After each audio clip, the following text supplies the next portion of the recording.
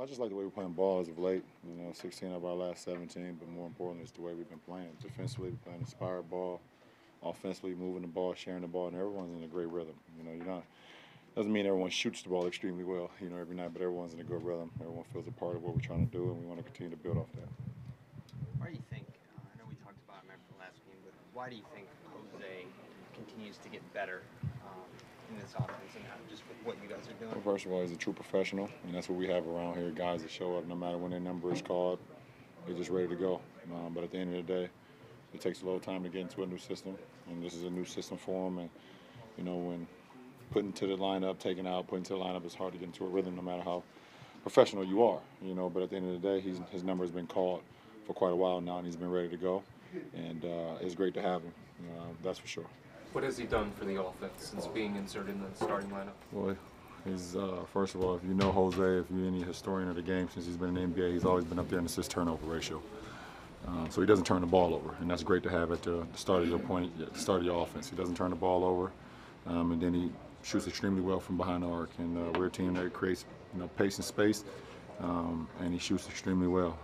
So you add that basketball IQ, you add his how well he takes care of the ball and then how well he shoots the ball, and then he'll give up his body as well, as you've seen him taking the charge tonight as well.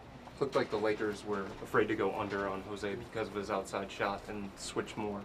When teams do switch like that, what are you guys looking for offensively?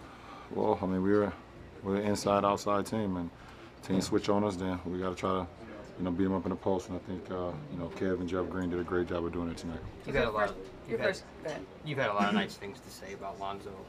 Now that you've played against him, is there anything that you saw out of him tonight that you hadn't seen on film or on TV or anything like that, or do you have a wider impression of him? Nope. Everything I've told y'all is everything I've seen tonight.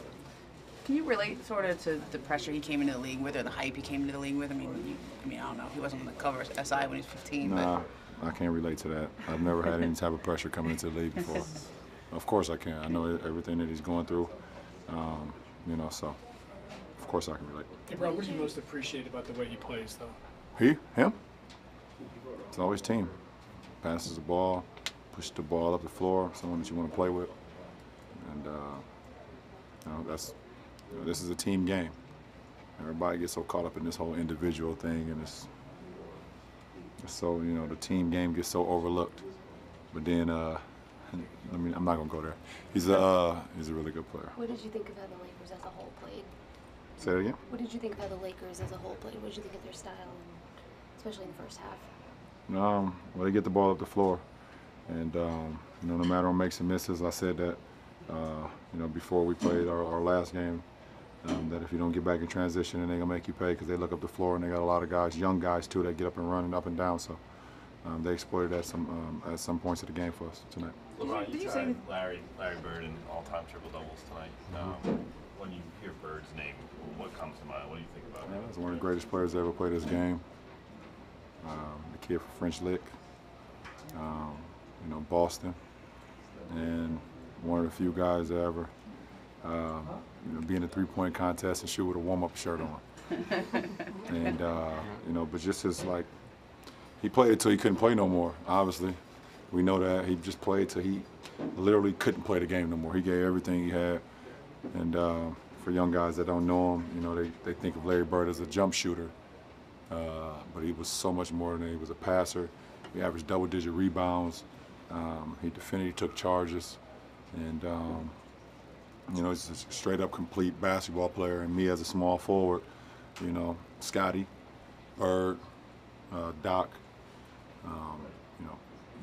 George Gervin, the guys that I kind of looked up to being a small forward, and they kind of set the precedence of what it is to, go out there as a professional and give it all. So, I've always been a big fan of Larry Bird, and if I'm linked with any other greats, especially like him, it's pretty cool.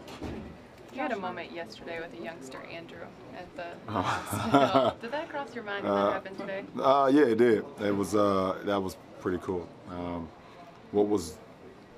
I heard him yelling for me outside his room, and he told me to dunk on Zoe, and you know, I seen that thing went viral too. People always try to make a big deal out of it, but listen, if the kid got one wish, it didn't happen. But if he had one wish, you know, to get his mind off what they go through on an everyday basis in that hospital, man, you know, I was just happy to be a part of that. You've said a lot of things, tweeted of things that people sort of want to read into, go nuts over about the Lakers, about Lonzo, wishing him happy birthday, all that kind of stuff. And do you get a kick out of seeing the reaction to that kind of stuff? I don't see the reaction because I don't get involved in it. I don't do it to get a reaction.